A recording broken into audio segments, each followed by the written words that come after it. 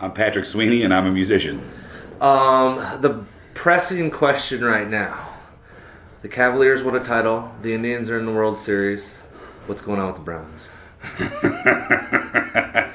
This is a question that I don't feel comfortable answering. As a lifelong Browns fan, I do not feel comfortable answering this question. How do you do at this point? I don't know. It's just you just sort of persevere. But it's slowly one of those things. I had a little breakdown at the end of the season last year, but I'm a Browns fan for life. Last year was tough. Well, you're coming.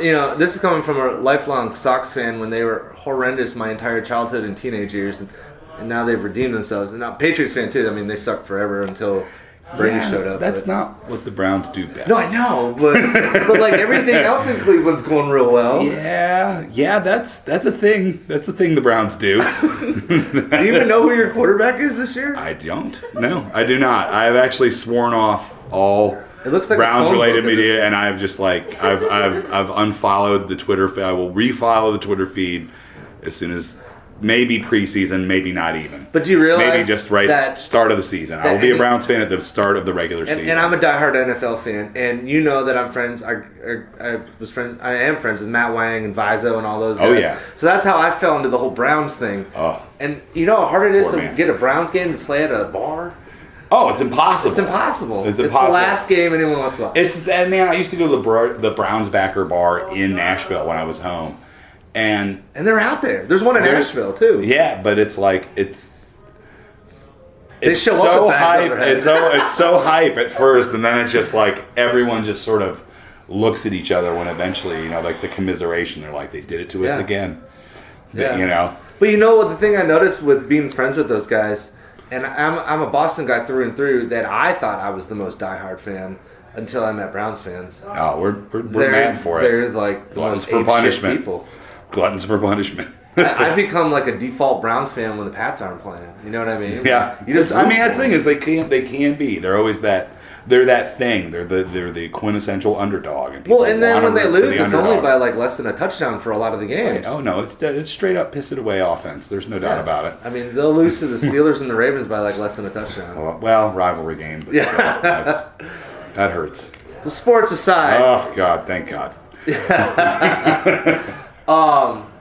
Where are you right now in your career? I know that you and I have talked.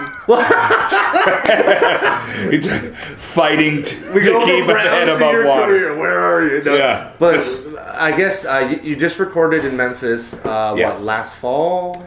Well, we just finished it. Or September? We did a little bit later.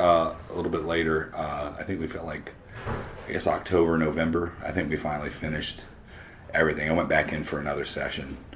Was there anything different with that session? The approach to it, or what you were No, we tried to keep it pretty much right. And I just felt like there was a song or two. There was a song or two missing. Get the job done. And so I went in with the same guys, Ken Coomer and Ted Pecchio, and we went into Phillips, and I spent about. You went into Sun Studios? No. It's Phillips Studio. It's owned by the Phillips family. Yeah. Sun was never owned by the Phillips. Oh, really? I didn't know. So he rented that space until he moved out of it, and he built Phillips Recording, which is 2 blocks away, but is amazing. It's like a giant Sun studio, vibiest place on earth. Well, I was going to say with that is, with someone who's so embedded in the blues and rock and roll, and you're also, at least in my opinion, a musicologist. I would say so. I'm a pretty big nerd about it. Yeah, and that's one of the things I appreciate about you is that you introduce me to stuff that I don't even know, and I'm like, holy shit. But with that said, does being in Memphis really create that kind of atmosphere for more creativity? I thought so. Being in that building, but also, it's nice. Getting out of town to make a record and to go there, it's kind of nice because you're just there. Plus, the vibe is very different in Memphis. Like, it's nice to have the guys and there's nothing else to do.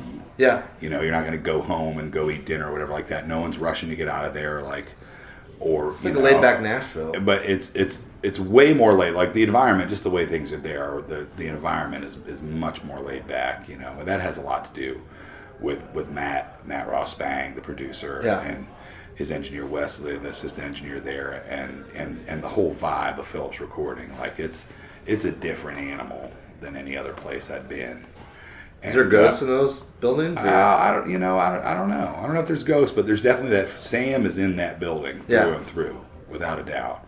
And but it's definitely getting those vibes. And then like we had Charles Hodges played on the record, who is a keyboard player and all the great high rhythm section stuff, the Al Green records, all the great Al Green records. Like that keyboard and Let's Stay Together, that's Reverend Hodges. And are you seeking out those people?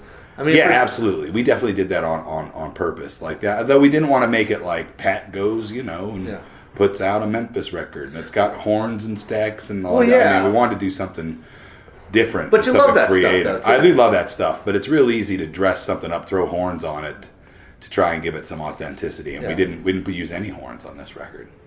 Casually obvious. What's that? No, I mean that was just like that. But we used, there were a lot of guitars doing guitar lines and some bigger production stuff, like Mellotron strings and piano and keyboards and a lot of great greasy organ. Being a musicologist with what's going on in Nashville and Memphis, I'm a music nerd myself, and for me, I love tracking down the people that nobody's paying attention to, that are in their 70s and 80s and 90s, that have the real deal wisdom, but are kind of like pushed to the side of the fringe. Right. You know what I mean? But what do you see right now? I mean, you're in the heart of Nashville, and we're in this weird era where, based on just looking at time, these people are dropping off like flies. Yeah, but from the blues, from rock and roll, from country. But that's the life expectancy of a human being. Oh, no, I know that, but I mean, like, they were the ones, like, now we're hitting the threshold where everyone from the 50s and 60s is now, you're coming towards the end of all these people, Yeah, it's something like, I was pretty lucky that I got to see, some of the last of those, the last of that generation before they died. Even the lesser. Well, even in the 90s, a lot of those blues guys are. Yeah, but it's like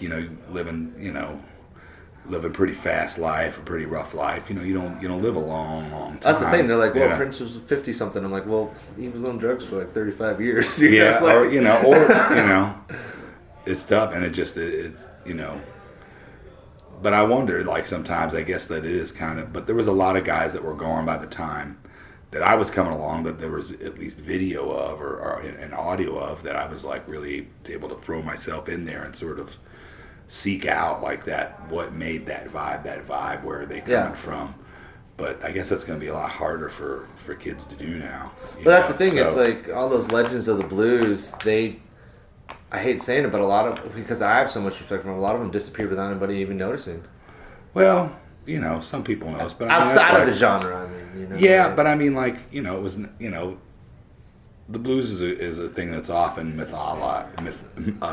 there's a mythology attached to it, and not a lot of records sold, of course.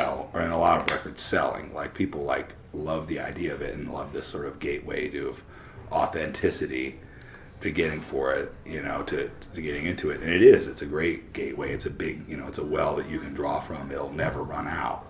But, it's tough sometimes I think it's tough for people to really relax around it and let and figure out why the natural things that are happening, why they're so cool, as opposed to being like, I'm going to play, all these high notes. Of course. And just, lots of solos and like, there's a sort of a relaxed thing to it, I think. You're forcing something to an end point that should be something that ends at the sum of something, So glad to have you, man. Man, likewise, man. It was a blast. The real deal. Thanks, you. man. Thanks so much. Hey, it's good to see you again. Yeah. I met you last year at Jamming the Trees. We're doing some photos backstage. Hey, good to see you, Smoky man. Mountain News. Right on. Jamming the Trees was cool. This is my friend Jerica. Hey, how's it going? I'm Jerica. Nice to meet you.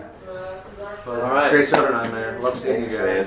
Appreciate it. That was fun. Cool. Hey, do you know what time you guys load in tomorrow? It's generally 3 o'clock. Okay. Yeah.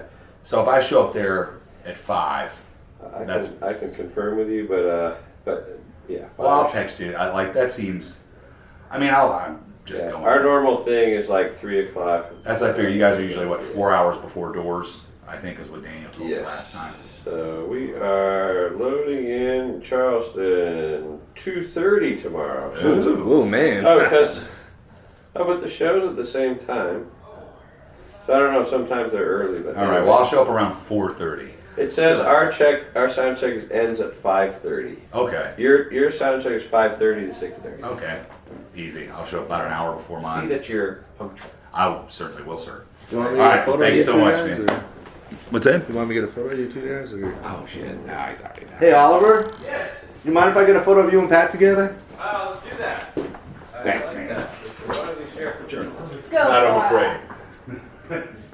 I was like, he's already gone. Don't worry about it. Pretty busy, but. I'll get my head out of there. There we go. Big smiles, everybody. All right, perfect. All right. See you soon. All right, See you around. All right. Good night. I'll just text you that. Cool. You might as well take advantage of that, right? Yeah, I know. I'm so bad about that. It's like I I'm just a never shameless New impose. Yorker. Yeah, well, I mean, like you just play journalist card. So So, as I was saying, like you were talking about the idea that you're with the blues, you can't create it; it happens to you. right. Well, yeah, you definitely have to.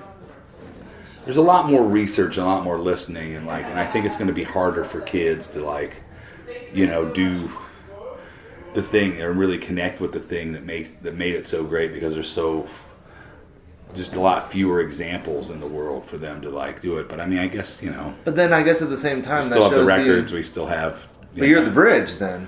Yeah, I guess so. I guess that shows the importance of what you're doing, because I'm learning stuff from you, and I wonder how many people are going to go through the rabbit hole of Pat Sweany and find things that you found. Do you see that responsibility? Yeah, I definitely do. I definitely try to turn people on to where I steal from, and I steal a lot. So and I that's steal a lot. music. The hard. only original thing was the rock against the cave wall the first time. Yeah. That was the only original sound. Well, I was talking to Matt Cooley from the Drive-By Truckers, and he had said, "I'm not the first one to invent entertainment, nor am I the last." Right. There's always Right. going to be some kid playing something in a garage, and he wasn't the first, and he's not the last. I think it's interesting now that there's a lot more. I mean, kids are really looking for something that's real, and I think too with the blues thing, and maybe it's the post Jack White Black Keys thing that kids are connected with these sounds or whatever. But you were also in that scene. Yeah, I really wasn't though, man. But that, But in the those early guys were days. playing rock bars. I was course. all on just in playing blues clubs and stuff like that, playing 10 to 2. I just But you didn't can make some any easy sense. connections between. I mean, even obvious connections. You and Dan knew each other way back in the day. Yeah, Played yeah, together. but he was always, he was using, like I said, he played in my band, but I mean, I was sort of his, his money gig, and he had another bar band, the Barn Burners, but he was using that to fund his, the Black Keys thing, until. What do you think?